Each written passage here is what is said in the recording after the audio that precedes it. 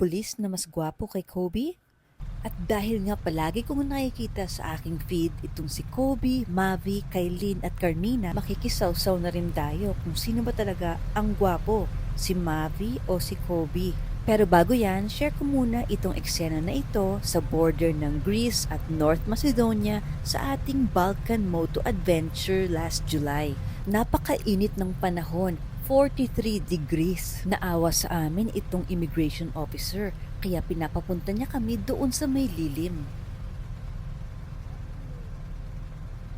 At lumapit na nga rin sa akin si officer.